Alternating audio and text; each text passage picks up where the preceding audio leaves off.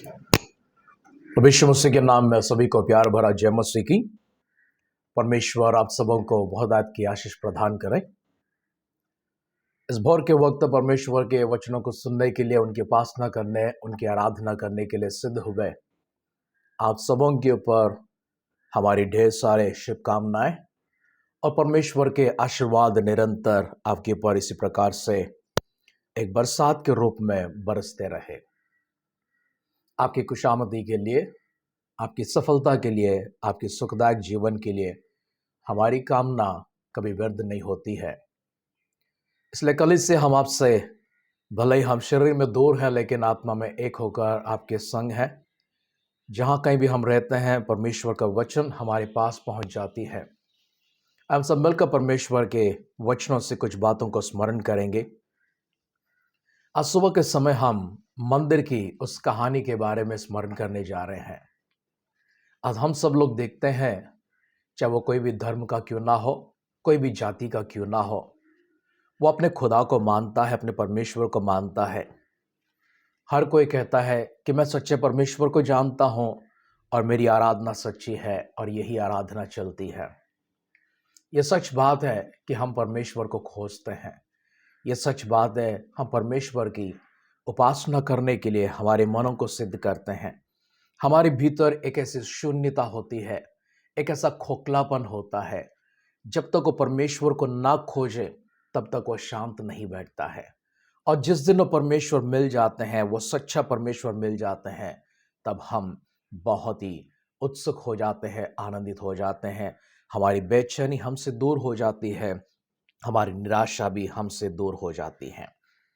हम उस मंदिर के बारे में ध्यान करने जा रहे हैं जो वास्तव में एक समय पर नहीं था, अभी है और आने वाले दिनों में नहीं रहेगा। मंदिर, हम जो यरूशलेम की कथा को देखेंगे और हम जो ख्रिस्ती समाज की उस कथा को देखेंगे, कहां से वो आरंभ होती है और कहां तक वो पहुंचती है। हम आदम के जमाने में अगर देखें, आदम के समय कोई ऐसा मंदिर नहीं था। आदम के समय में मंदिर नहीं था। आदम के समय में कोई ऐसा जगह नहीं था, कोई ऐसा भवन नहीं था, या फिर कोई ऐसी ऐसी कोई आकार भी नहीं थी जिसमें वो जाकर किसी मूर्त को रखे या फिर किसी चीज की उपासना करे। आदम के समय में हम देखते हैं वो स्वयं परमेश्वर से बातें करता था। हवा परमेश्वर से बातें किया करते थे। परमेश्वर उनसे मिलने के लिए उस अदन की बगीचा में आया करते थे। आदम के बाद हम देखते हैं उनके बच्चों ने भी परमेश्वर को पुकारने की कोशिश किया था।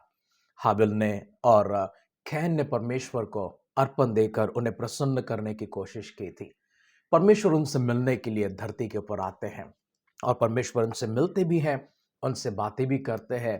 उनमें से एक परमेश्वर के लिए प्रसन्न योग्य था, जिसकी परमेश्वर ने अर्पण को स्वीकार किया था, और दूसरा परमेश्वर के विरोध में चल रहा था, उनकी विधियों के खिलाफ वो चल रहा था, परमेश्वर की व्यवस्था के विरोध में चल रहा था। हालांकि उन दिनों में व्यवस्था ऐसी कुछ दी नहीं गई थी, क्योंकि व्यवस्था उनके मनों पर लिखा गया था।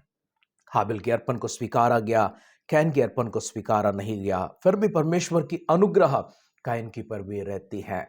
परमेश्वर हर किसी से प्रेम करते हैं, हर व्यक्ति से मिलना चाहते हैं, हर व्यक्ति को बदलना चाहते हैं। ऐसा कोई व्यक्ति नहीं होगा जिसे परमेश्वर नहीं बदलना चाहते हैं। हम उन्हीं बातों में आगे बढ़ते हैं। हम उसके बाद हानोक को देखते हैं। हानोक ऐसा व्यक्ति था जो परमेश्वर के साथ में चला करता था, और परमेश्वर उसे लेकर अपने संग स्वर्गराज में ले चलते हैं। हम ऐसे ही आगे बढ़ते हैं। नूह का समय आता है। नूह के समय में भी कोई मंदिर नहीं था। हानोक के समय में कोई मंदिर नहीं था। आदम के समय में कोई मंदिर नहीं था। हाबिल और कैन के समय में भी कोई मंदिर नहीं था। नूह के बाद जल प्रलय आती है। उस प्रलय में सारा धरती और धरती में जितने भी प्राणी थे, मनुष्य थे, सब तबाह हो जाते हैं। उनके बाद उनके बेटे शेम, हाम और यापेत, उनकी संतान वृद्धि होती हुई सारे धरती के ऊपर फैल जाती है। उनमें से एक हमें देखते हैं इब्राहिम को, या फिर उन्हें अब्राहम कहते हैं। अब्राहम से परमेश्वर ने बातें की थी। अब्राहम उस समय परमेश्वर को नहीं जानता था। अब्राहम का पिता तेरा भी परमेश्वर को नहीं जानता था। लेकिन परमेश्वर अब्राहम से मिलने के लिए धरती पर आते हैं। अब्राहम से मुलाकात करने के बाद अब्राहम को अपने संग ले चलने का और उन्हें एक बड़ी जाति बनाने का प्रतिज्ञा परमेश्वर करते हैं। अब्राहम जब परमेश्वर के संग चल रहा था, कोई मंदिर नहीं था। और अब्राहम जब परमेश्वर के संग चल रहा था, कोई लिखा हुआ व्यवस्था भी उनके पास नहीं था। लेकिन अब्राहम ने जाना किस प्रकार से उनके पुरखा आदम कैसे परमेश्वर की उपासना किया करता था, कैसे हाबिल वेदी बनाकर परमेश्वर की उपासना किया करता था, कैसे नूह वेदी बनाकर परमेश्वर की आराधना किया करता था। वैसे ही वेदी बनाकर अब्राहम भी आगे चलने लगा। अब्राहम के बाद उनका बेटा इसहाक होता है, वो भी वेदी बनाकर परमेश्वर की आराधना किया करता था। इसहाक के दो बेटे होते हैं, एसाव और याकूब। याकूब एक दिन अपने पिताजी को धोखा देकर अपने बड़े भाई के सारी आशीर्वादों को चुराकर वो जब लूज नाम की जगह पर आ गया था, वो वहां से भागता हुआ चला जा रहा था। उसे बेतेल भी कहते हैं। वहां पर वो रात को विश्राम करने के लिए एक जगह पर ठहर जाता है। उस जगह का नाम लूज या फिर उसे बेतेल भी कहते हैं। जब वो विश्राम कर रहा था, वहां पर उसे परमेश्वर के दर्शन मिली थी। उस दर्शन में उसने देखा स्वर्ग खुला हुआ है। परमेश्वर के स्वर्ग से एक सीढ़ी नीचे उतर आती है और उस सीढ़ी के ऊपर से स्वर्गदूत नीचे उतरते हैं और ऊपर भी चढ़ते हैं। ऊपर परमेश्वर स्वयं उस सीढ़ी के ऊपरी सिरे पर रहते हैं। वहां से याकूब से बातें करते हैं। याकूब तो परमेश्वर से प्रतिज्ञा करता है, हे परमेश्वर, अगर तू मुझे सही सलामत यहाँ पर वापस लेकर आएगा, जिस राह से मैं होकर जा रहा हूँ उसी राह से होकर मैं अपने घर जब वापस लौटूंगा, तब इसी जगह पर जहां पर तूने मुझे दर्शन दी है, यहाँ मैं तेरे लिए मंदिर को बनाऊंगा। और उस समय याकूब रात को स्वप्न देखकर परमेश्वर से प्रतिज्ञा करता है और नींद में सो जाता है। सुबह उठकर वह जिस पत्थर को अपना तकिया बनाकर सोया करता था, उस पत्थर को खड़ा करता है, उसके ऊपर तेल मलकर वह परमेश्वर की आराधना करता है। जैसा आशीर्वाद याकूब को परमेश्वर की ओर से मिलती है, जिस तरह हमने देखा परमेश्वर की ओर से मिलता हुआ यह आशीर्वाद उनके पिताजी ने याकूब को दिया था। जिस तरह से अब्राहम ने परमेश्वर की आराधना की थी, वैसा ही याकूब भी परमेश्वर की आराधना करता है। याकूब चला गया, करीब 30 वर्ष के बाद में वापस लौट आता है। वो वापस उस जगह पर नहीं आता, लेकिन दूसरी जगह पर चला जाता है, अपनी प्रतिज्ञा को प्राप्त करता हुआ, परमेश्वर की स्मरण को, उस चेतावनी को प्राप्त करता। लेकिन इससे पहले किसी घटना में उसकी बेटी को खोना पड़ा था। वापस वहीं पर आता है और मंदिर की नींव को डालता है। मंदिर जो यरूशलेम में बनाई गई थी, जिस मंदिर में जाकर प्रभु यीशु मसीह ने उपासना किया था, आराधना किया था, जिस मंदिर को प्रभु यीशु मसीह ने कहा था कि ये मेरे पिता का घर है, जिसे प्रार्थना का घर कहते हैं, जिस मंदिर की सफाई प्रभु यीशु मसीह ने किया था, उस मंदिर का सबसे पहला नींव याकूब ने डाला था।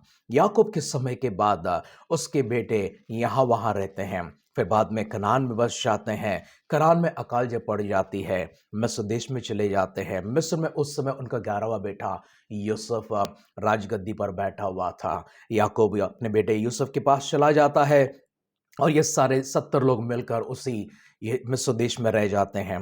करीब 430 वर्षों के बाद में उनकी आज़ादी वहां से होती है, उस गुलामी से। मूसा और हारून जाकर उन्हें छुड़ा कर लेकर आते हैं, क्योंकि परमेश्वर उनके पर तरस को खाते हैं और उन्हें वापस लेकर आते हैं, वापस लाते हैं, कनान में बस जाते हैं। लेकिन कनान में ऐसी कोई मंदिर नहीं बनाई गई थी। कनान में आने से पहले सीन के उस जंगल में आते हैं, उस पहाड़ पर मूसा चढ़ते हैं, परमेश्वर से बातें करते हैं। वहीं से पहली बार व्यवस्था मिलती है। इससे पूर्व व्यवस्था कहीं पर भी लिखित रूप में नहीं दी गई थी।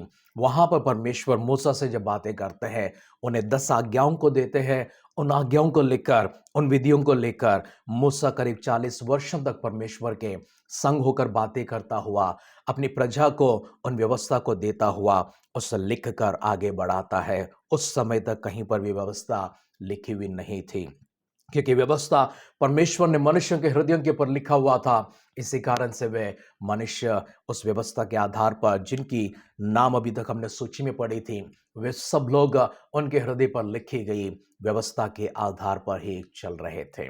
परमेश्वर ने उस समय उनसे भेंट करने के लिए, मिलाप वाले तंबू के लिए उसे निर्माण करने का मूसा को आदेश दिया था।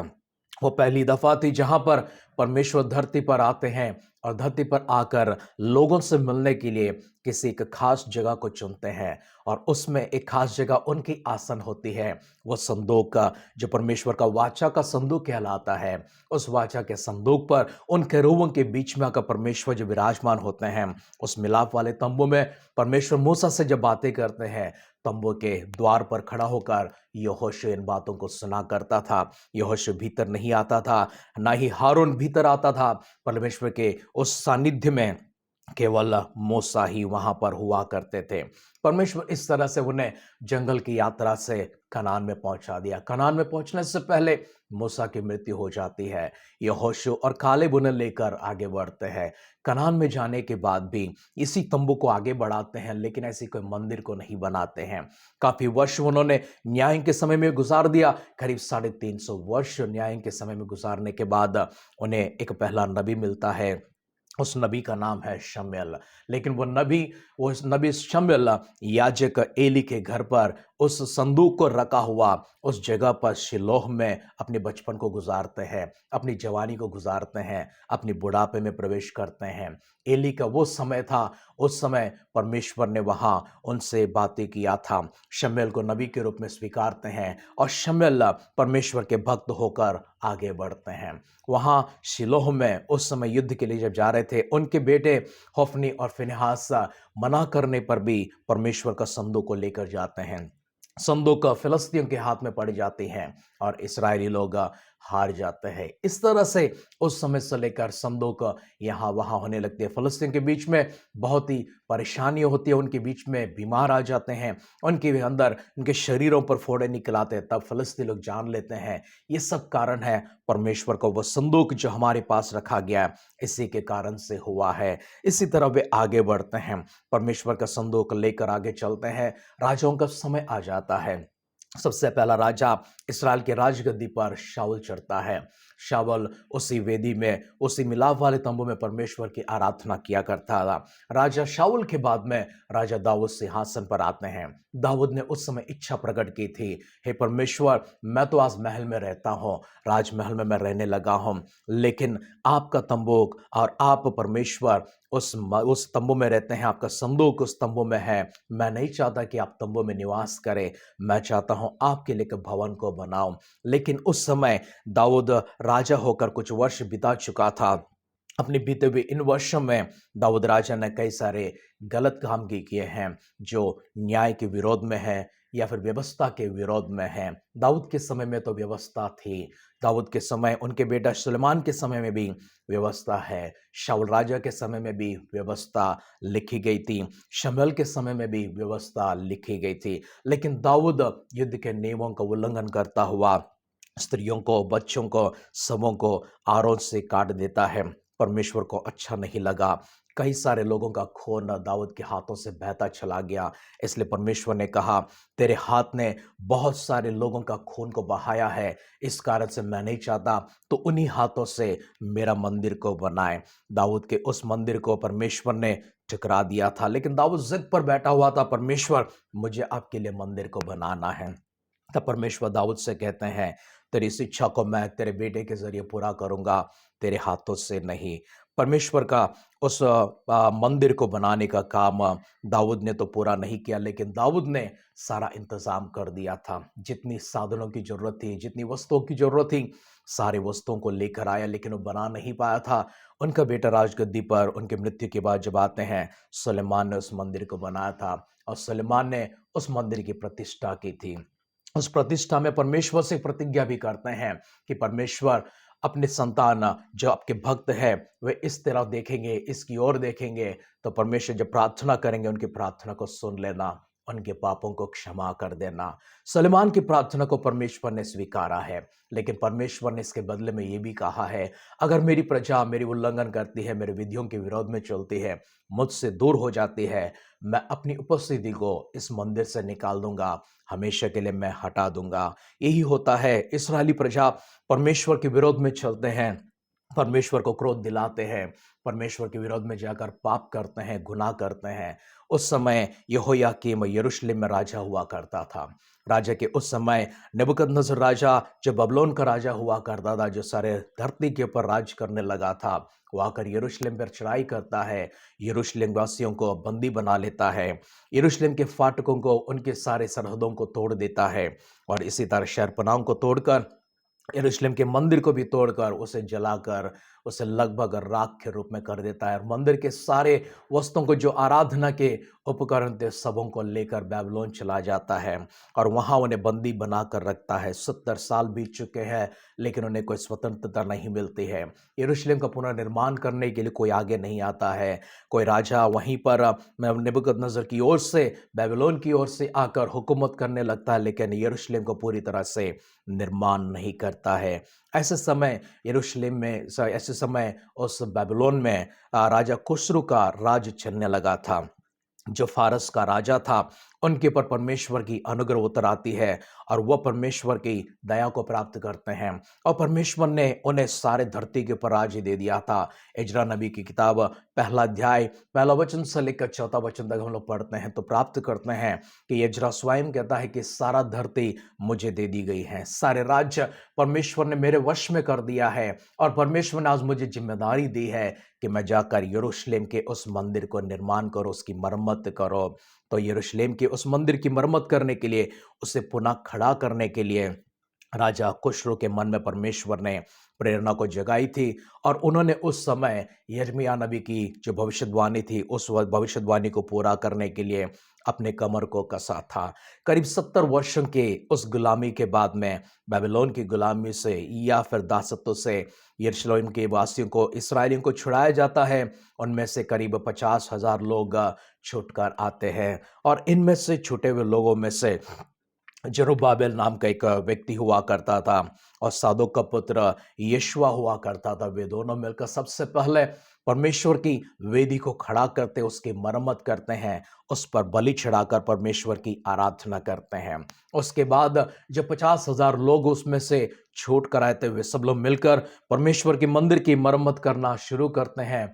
उसके बाद परमेश्वर का भक्त एज्रा को राजा खुसरो वहां से भेजते और उनसे कहते हैं, जाओ, मंदिर बन चुकी है, अब तुम्हारी प्रजा को परमेश्वर का वचन सुनाने के लिए, व्यवस्था सुनाने के लिए वहां पर कोई नहीं ठहरा।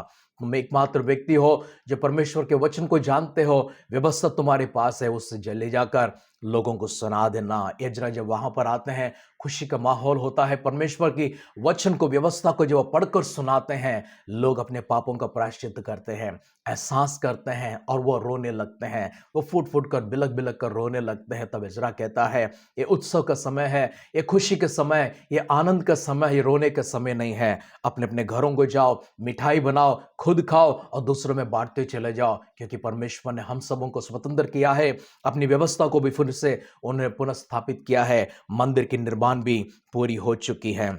मंदिर के निर्माण के कार्य में नेहम्याह नाम का एक और परमेश्वर का भक्त, जो सुसन के उस राज्य में राजा के सामने रहा करता था, उनका चेहरा जब एक दिन मुरझाया हुआ था, उदास थे, तो पर राजा ने उनसे पूछा, तेरा उदास होने का कारण क्या है? तो उसने कहा कि मेरे पुरखाओं के कब्र जिस शहर में है, जिस देश में है, और मेरे परमेश्वर, मेरे भक्त लोग वहां पर जब उनके नगर टूट चुके हैं, उनके शहर पनाह गिर चुके हैं, उस मंदिर की मरम्मत भी नहीं हुई है, तो राजा से कहते हैं, राजा अगर आपकी इच्छा होगी तो मैं जाकर वहां पर उस काम को करता हूं, भला मैं किस कारण से आज खुश रह सकता हूं। तब राजा की अनुमति को प्राप्त करता हुआ नेहम्याह वहां से निकल पड़ते हैं। नेहम्याह भी आकर शहर पनाह को बनाते हैं। एज्रा ने परमेश्वर की व्यवस्था को लेकर आया। जरुब्बाबेल और यशुआ ने, दोनों ने मिलकर परमेश्वर की वेदी को खड़ा किया, परमेश्वर के लिए बलियों को चढ़ाया, उनकी उपासना की, उनकी आराधना किया। यरूशलेम के शहर पनाहों को नेहम्याह ने बना दिया था। समय बीतता चला गया, मंदिर कभी किसी और के हाथ में चली जाती है, संदूक किसी और के हाथ में चली जाती है। उस दिन जो संदूक नेबुकदनेस्सर के हाथों में चली गई थी, वह संदूक आज तक मिली नहीं है। उस संदूक के लिए आज इस्राएल इंतजार कर रहे हैं। उसे परमेश्वर ने कहीं ना कहीं सुरक्षित रखा है। कोई कहते हैं यहाँ पर है, कोई कहता है वहां पर है, लेकिन समय आने पर वह संदूक जो जो सही संदूक था, जो असली संदूक था, जो परमेश्वर ने मूसा के समय बनवाया था, वो संदूक मिल जाएगी। वो संदूक मिल गई तो फिर से वापस वो मंदिर में आ जाएगी। इसी तरह से रोमियो का साम्राज्य भी 2000 साल पहले इस धरती पर चल रहा था। उसी दौरान प्रभु यीशु मसीह इस संसार में मनुष्य के रूप में जन्म को लेते हैं। यीशु मसीह जन्म लेकर इस संसार में जब चलते हैं, उस समय उसी मंदिर में जाते हैं जिस मंदिर को राजा सुलेमान ने बनाया था, जिस मंदिर की नींव को याकूब ने रखा था, जिस मंदिर की निर्माण करने की चाहत राजा दाऊद ने प्रकट की थी। लेकिन ये मंदिर जब टूट गई थी, उस समय राजा हेरोद जो यरूशलेम में गवर्नर होकर, वहां पर राज्यपाल होकर शासन कर रहा था, उसने मरम्मत की थी। सुलेमान से भी बढ़कर बहुत ही शानदार रूप में उन्होंने मंदिर को बनाया था। लेकिन जो मंदिर में परमेश्वर सुलेमान के समय में प्रकट हुआ करते थे, उस मंदिर में आगे कभी प्रकट नहीं हुए।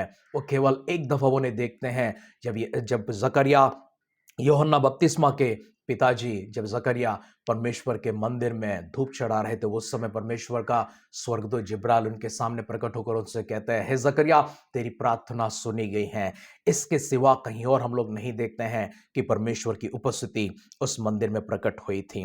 यरूशलेम के उस मंदिर में प्रभु यीशु मसीह प्रवेश करते हैं और यीशु मसीह उस यरूशलेम के शहर को देखकर रोते हैं, बिलखते हैं। उन्होंने कहा, हे यरूशलेम, एक मुर्गी जिस प्रकार से अपने पंखों की आड़ में बच्चों को लेती, उसी प्रकार से मैंने तुझे लिया था, लेकिन तो नबियों को मारती हुई, तो परमेश्वर के जनों को मारती हुई तो बहुत घात करती है। इसलिए यरूशलेम की ओर देखकर वे रोने लगे थे। उस समय जब यरूशलेम की मंदिर को लोगों ने डाकुओं को बना दी थी, या फिर व्यापारियों का केंद्र बना दिया था, प्रभु यीशु मसीह ने क्रोध में आकर उन सबों को वहां से भगा दिया था। कहा था, मेरे पिता का घर है, ये प्रार्थना भवन कहलाता है, ये मेरे पिता का मंदिर है, तुमने इसे डाकुओं का को बना दिया है। उन्हें भगा दिया। तो वहां से अपने चेलों के संग प्रभु यीशु मसीह उस मंदिर की सफाई करते हैं, क्योंकि फसह का पर्व निकटता। चेले और प्रभु यीशु मसीह मिलकर अपनी मृत्यु और पुनरुत्थान के पहले के सप्ताह में उस मंदिर की मरम्मत करते हैं या फिर सफाई करते हैं। इस सफाई के दौरान उन्होंने इतवार के दिन मंदिर में बिताया था। फिर रात के समय जैतून के पहाड़ पर चले जाते हैं बेतनिया में। फिर सुबह को आते हैं, सोमवार का दिन भी जाकर मंदिर की सफाई करते हैं। फिर रात को बेतनिया में जैतून के पहाड़ पर जाकर विश्राम करते हैं। फिर ऐसे मंगलवार को भी आते हैं और जाते हैं। उसी समय प्रभु यीशु मसीह से चेलों ने कहा था, देखो प्रभु, कितना सुंदर मंदिर है। लेकिन प्रभु यीशु मसीह ने कहा था, एक दिन आने वाला है जब यहाँ पर इस मंदिर के ईंट के ऊपर ईंट को खड़ा हुआ तुम लोग नहीं देखोगे। और वही संभव होता है। रोमियो के साम्राज्य के समय 1990 सन 90 में 90 एडी में रोमियो ने उस मंदिर को गिरा दिया था। रोमियो के द्वारा गिरा हुआ वो मंदिर आज तक बनाया नहीं गया है। लगभग 2000 साल हो चुके हैं। लगभग 2000 साल हो चुके हैं, लेकिन उस मंदिर के निर्माण किसी ने नहीं किया। आज वो उजाड़ पड़ा हुआ है। वहां पर सिर्फ एक दीवार मात्र बचा हुआ है, बाकी सब गिर चुका है, तबाह हो चुका है। वहीं पर उसी जगह पर एक मस्जिद बनाई गई है, जो इस्लाम भाई कहते हैं कि हमारे नबी मोहम्मद की आखिरी समय उन्होंने यहीं पर बिताया था। उनकी मृत्यु की एक जगह है ये, जहां उनके स्मरण में हमने इस मस्जिद को बनाया है। आज विवाद चल रही है, उस मंदिर को कौन बनाएगा। कोई तो राजा आएगा जो आकर उस मंदिर को फिर से खड़ा करेगा। लेकिन उस समय तक हमारे यहाँ पर प्रभु यीशु मसीह ने जिस तरह से सामरिश्री से कहा था, अब से कोई भी आराधना ना तो इस पहाड़ पर करेंगे, ना ही किसी मंदिर में करेंगे, परंतु जो भी आराधना करेंगे, आत्मा में और सच्चाई में होकर आराधना करेंगे। मंदिर जो उस समय धरती के पर था, उस मंदिर को जब तोड़ दिया गया था, प्रभु यीशु मसीह ने कहा, यह समय है अभी, जब तक वे वापस बादलों के ऊपर आगमन में प्रकट नहीं होंगे, तब तक हर कोई व्यक्ति आत्मा में, सच्चाई में आराधना करते हैं। आज ख्रिस्ती समाज एक भवन को अपने लिए मंदिर बनाकर उसमें वास करते हैं, उसमें इकट्ठा होते हैं, संगति करते हैं। लेकिन मंदिर, प्रभु यीशु मसीह कहते हैं, पहला पत्रस 2 अध्याय का 14 वचन से 10 वचन तक हम देखते हैं, प्रभु यीशु मसीह ने कहा, तुम जीवित ऐसे मंदिर के पत्थर हो, जिन पत्थरों से वो मंदिर बनती हैं। कोरिन्थियों की कलीसिया को प्रभु संत पौलुस ने लिखते हुए कहा था कि तुम्हारा देह पवित्र आत्मा का मंदिर है। वो मंदिर जो पत्थरों से भरा हुआ था, उस मंदिर को छोड़कर प्रभु यीशु मसीह अभी कहते हैं कि तुम्हारा शरीर जो परमेश्वर के हाथों से बना हुआ है, उसमें वे प्रवेश करते हैं। परमेश्वर का मंदिर की कहानी को हम आगे बढ़ाते हैं। जब तक प्रभु यीशु मसीह धरती पर वापस जब तक प्रभु यीशु मसीह अपनी कलीसिया को लेने के लिए उन बादलों के ऊपर प्रकट नहीं होंगे, जब तक पवित्र आत्मा धरती पर रहेगी, तब तक यरूशलेम में मंदिर नहीं बनाया जाएगा। यरूशलेम में मंदिर उस दिन बनाया जाएगा जिस दिन कलीसिया उन बादलों के ऊपर उठाई जाएगी। क्रिस्ती समाज आज प्रभु यीशु मसीह के बादलों के आगमन के लिए इंतजार कर रही है। यहूदी समाज जो इस्राएली लोग हैं, यरूशलेम में उस मंदिर के निर्माण के लिए, व्यवस्था की स्थापना के लिए इंतजार कर रहे हैं। व्यवस्था सुसमाचार दोनों संग संग नहीं चलते हैं। व्यवस्था का समय प्रभु यीशु मसीह के आने से पहले तक था, उस व्यवस्था का समय को स्थगित कर दिया गया है। क्योंकि स्थगित कर दिया गया, इसी कारण से मंदिर नहीं बनेगा। जिस दिन सुसमाचार का समय, क्षमा का युग खत्म हो जाएगा, प्रेम का युग खत्म हो जाएगा, उद्धार का युग खत्म हो जाएगा, फिर से व्यवस्था स्थापित हो जाएगी। व्यवस्था क्रियाओं से होती है सॉरी व्यवस्था विधियों के आधार पर होती है, लेकिन सुसमाचार मन से होती है, आत्मा से होती है। व्यवस्था से हम कुछ काम करते हैं, बलि को चढ़ाते हैं, अपने आप को शुद्ध करते हैं, बलि चढ़ाते हैं, आराधना करते हैं, पर्व को मनाते हैं, लेकिन सुसमाचार से हम अपने हृदय को, अपने मन को, अपने प्राण को, अपनी आत्मा को हम शुद्ध करते हैं। हम आत्मा में होकर परमेश्वर की आराधना करते हैं। इजरा के समय में निर्मित किया हुआ मंदिर बेबीलोन के समय में गुलामी में जब गए थे, उस गुलामी से छुड़ने के बाद इजरा के समय में, जरुब्बाबिल के समय में, ये मंदिर जो बनाई गई थी, उससे वापस रोमियों ने तोड़ दिया था। तोड़ा उस मंदिर में अभी तक कोई प्रवेश नहीं किया है ना ही उसका कोई मरम्मत अभी तक किया है। मरम्मत की इंतजार कर रहे हैं। लेकिन मंदिर की कहानी को मैं और थोड़ा आगे लेकर चलना चाहता हूं। जब प्रभु यीशु मसीह बादलों के ऊपर प्रकट हो जाएंगे, उस समय यहाँ पर जब व्यवस्था फिर से स्थापित की जाएगी, 7 वर्षों के बाद में व्यवस्था का काल भी खत्म हो जाएगा। व्यवस्था का काल खत्म हो जाएगा। उसके बाद परमेश्वर 1000 वर्षों के लिए प्रभु यीशु मसीह को धरती पर शरीर में भेजेंगे और धरती पर कलीसिया आकर कुछ नए ऐसे नियमों को लेकर आएंगे। जैसे नया वाचा प्रभु यीशु मसीह ने अपने चेलों को दिया था, वैसे नई वाचा उठाई गई और वापस धरती पर आई हुई वो कलीसिया लेकर आएगी। हम उसका इंतजार कर रहे हैं। उसके बाद हम जब उन 1000 वर्षों के बाद थोड़े समय के लिए फिर से जब शैतान को छोड़ दिया जाएगा, 1000 वर्ष में बंदी बनाया जाए तो उसके बाद छोड़ दिया जाएगा। उस थोड़े समय के बाद फिर से परमेश्वर कुछ लोगों को चुनेंगे, छांटेंगे और उनमें से जो लोग सिद्ध होकर बादलों के ऊपर से धरती पर आए हैं, उनके संग अपने साथ स्वर्गलोक में लेकर जाएंगे। और जब स्वर्गलोक में लेकर जाएंगे, हम उसे नई धरती के रूप में, नई आकाश के रूप में देखते हैं। नई धरती, नई आकाश में कोई मंदिर हमें वापस नजर नहीं आती है। प्रकाशित वाक्य के अंतिम अध्याय को, अंतिम वचनों को जब पढ़ते हैं, वहां पर परमेश्वर स्वयं उनके बीच में रहते हैं। वहां पर कोई मंदिर नजर नहीं आएगी। मंदिर की कहानी को हमने देखा है, संत लोगों को देखा हमने व्यवस्था से पहले किस प्रकार से बिना व्यवस्था का, बिना मंदिर का अपना जीवन को प्रभु के हाथों में दिया था। हम उसके बाद नए नियम की कलीसिया को देखते हैं। नए नियम की कलीसिया में कोई मूर्ति नहीं है। नए नियम की कलीसिया में कोई ऐसी वस्तु नहीं है जिस वस्तु को रखकर ख्रिस्ती लोग उपासना करते हो या फिर आराधना करते हो। नए नियम के कलीसिया में कोई ऐसा चीज नहीं है जो उनकी आंखों को दिखाई पड़ता हो और उनकी भक्ति को जगाता हो। नए नियम की कलीसिया में परमेश्वर आत्मा में प्रकट होते हैं और आत्मा में उस भक्ति को देखना चाहते हैं। कलीसिया, परमेश्वर आपसे कहते हैं कि आप परमेश्वर का मंदिर हो, आपका शरीर परमेश्वर का मंदिर है। आप परमेश्वर के मंदिर के जीवित पत्थर हो, जिसके कोने के जो पत्थर है प्रभु यीशु मसीह स्वयं है। संत पौलुस इस तरह से भी कहते हैं, हम सब शरीर के एक अंग हैं। हम सब लोग भिन्न भिन्न अंग हैं, लेकिन इस शरीर का एक सिर होता है, वो सिर प्रभु यीशु मसीह है। कलीसिया एक देह के रूप में है, हम भिन्न अंगों से बने हुए हैं, लेकिन हमारा सिर प्रभु यीशु मसीह है। और प्रभु यीशु मसीह के बादलों के आगमन के लिए हम लोग इंतजार कर रहे हैं। कौन जाएंगे बादलों के ऊपर? किसे स्वीकारेंगे परमेश्वर बादलों के ऊपर?